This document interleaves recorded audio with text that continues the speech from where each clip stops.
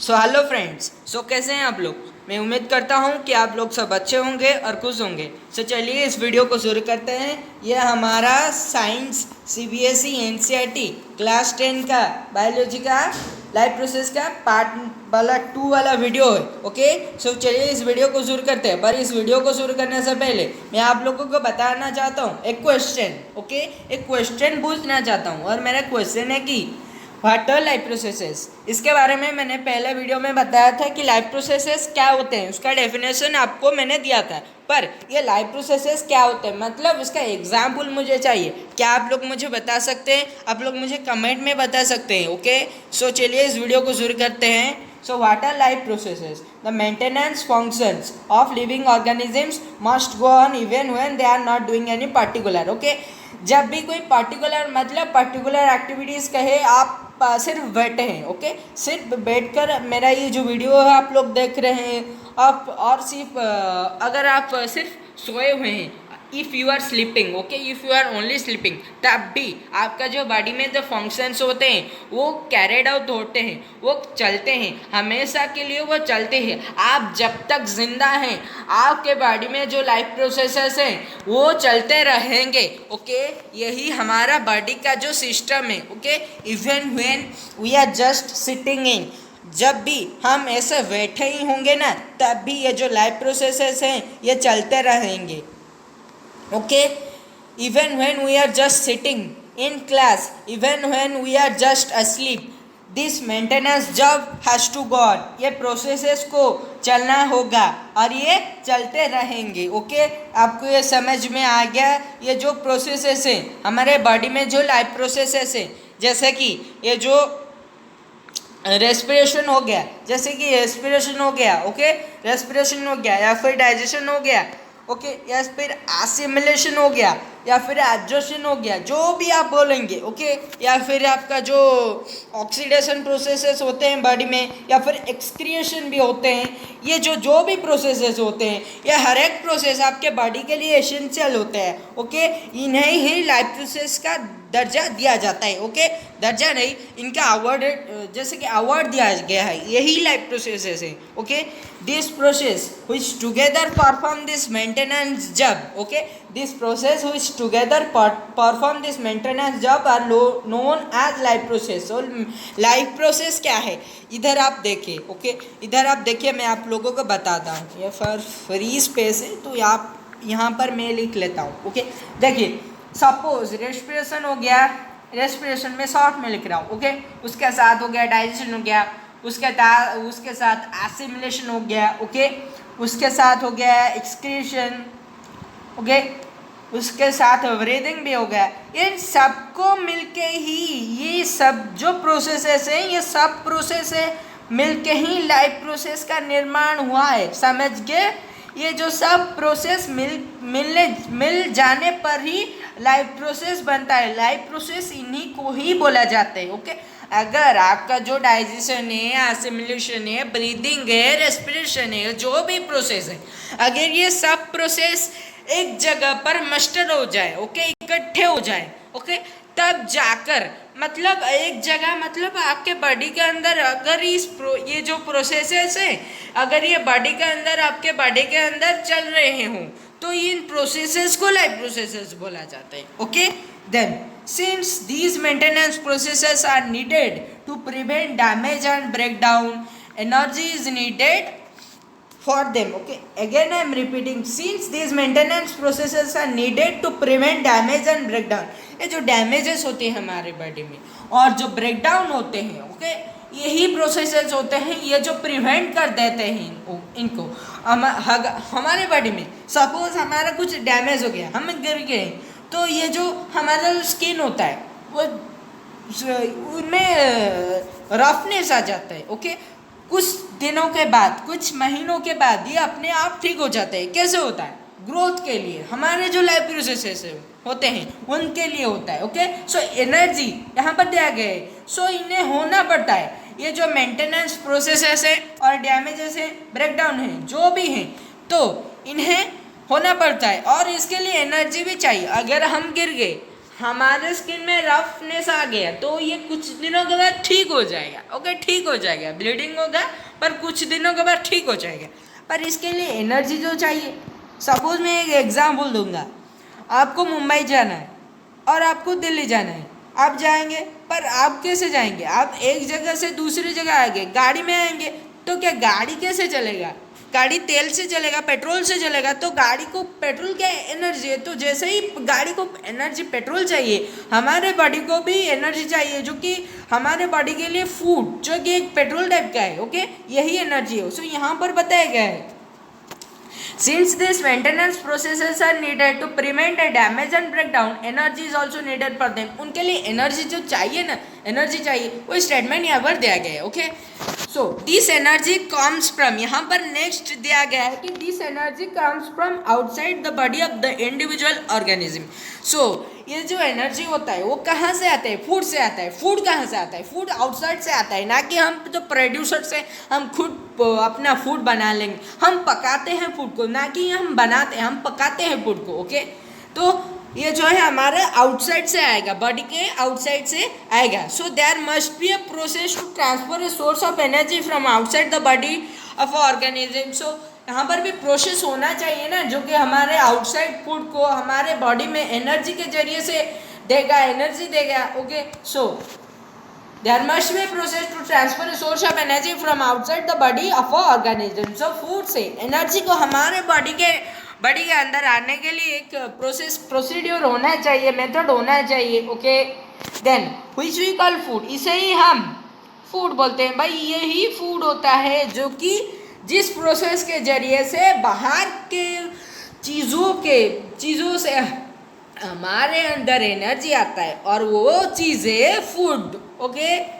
So to inside a process we call commonly nutrition. I am explaining this, okay, I am explaining this again, that जिसे हम बाहर से बोलते हैं food, उसे हम अंदर से न्यूट्रिशन बोलते हैं। क्या होता है देखिए, आप फूड खाएंगे, ओके। सो बुक में जो दिया गया है, so there must be a process, okay. So there must be a process to transfer a source of energy from outside the body of the organism which we call food. So वहाँ पर एक process होना चाहिए जो कि outside body से जो पदार्थ है जिसे हम कंज्यूम करते हैं, जो कि फूड होता है, जिसे हम फूड बोलते हैं, फूड से हमारे बॉडी को एनर्जी लाने के लिए कुछ प्रोसीड्योर का नीड होता है। उस प्रोसीड्योर को हम न्यूट्रिशन बोलते हैं, ओके। न्यूट्रिशन क्या होता है, इसे आप ध्यान से पढ़िए, इसमें क्वेश्चन आ सकता है, what do mean by nutrition. ये पहला था, 6 में था, 7th में था, ओके, इसे भूलिएगा मत।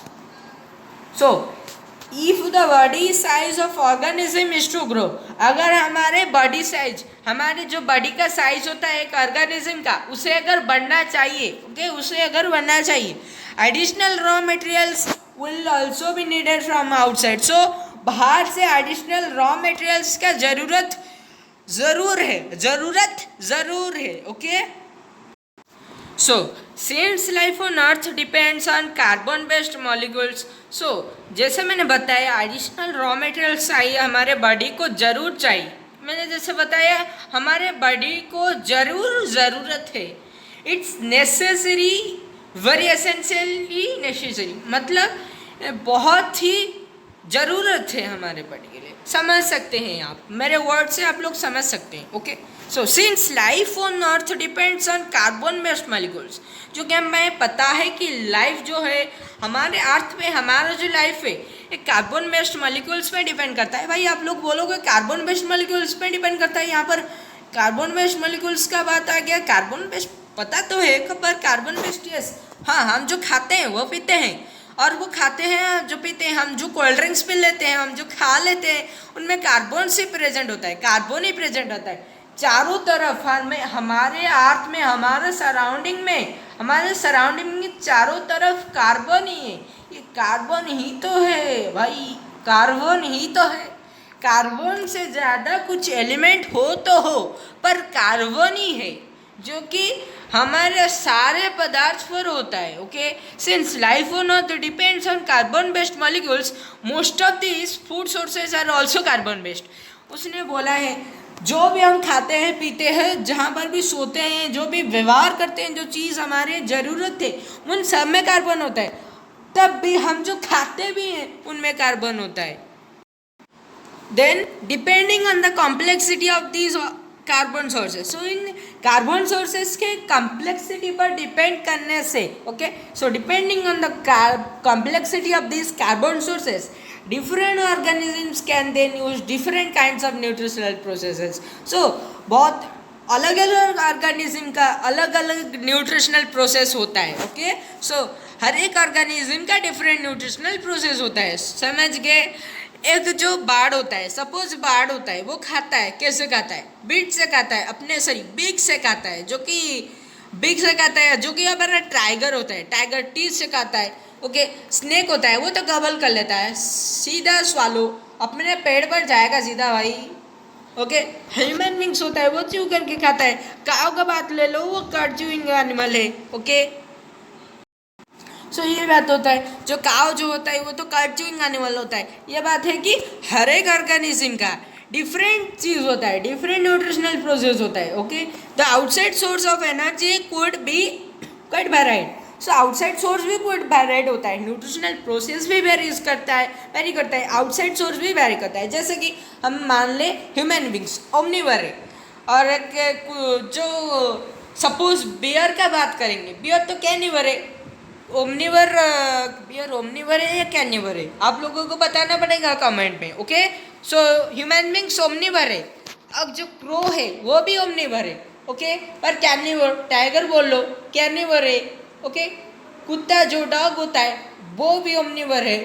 और हर्बीवर की बात करोगे तो काव। ये सही, सब ऑर्गेनिज्म का, हर एक ऑर्गेनिज्म का स्पेसिफाइड ऑर्गेनिज्म जो होते हैं उनका मोड ऑफ न्यूट्रिशन अलग होता है। उसके साथ साथ ही बाहर का जो फूड का जरिया होता है, फूड जो खाते हैं, खाने के प्रोसेस हो या फिर खाना जो, वो ही डिफरेंट होता है।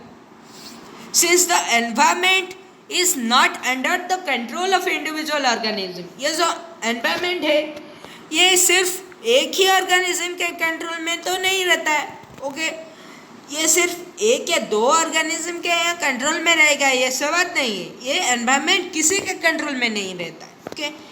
These sources of energy therefore need to be broken down or built up in the body. So ये जो एनर्जी होता है इनको ब्रेक डाउन होना पड़ता है, क्योंकि ये कॉम्प्लेक्स होते हैं और बॉडी को सिंपल चाहिए, तो ये इन्हें ब्रेक डाउन होना पड़ता है। So it's essential to break them and must be finally converted to a uniform source of energy that can be used for various molecular movements needed for maintaining living structures. सो ये जो process होते हैं उन्हें convert होना पड़ता है, food जो होता है उन्हें सिंपल होना पड़ता है, and must be finally converted to universal source of energy that can be converted to various molecular movements needed for maintaining living structures, okay.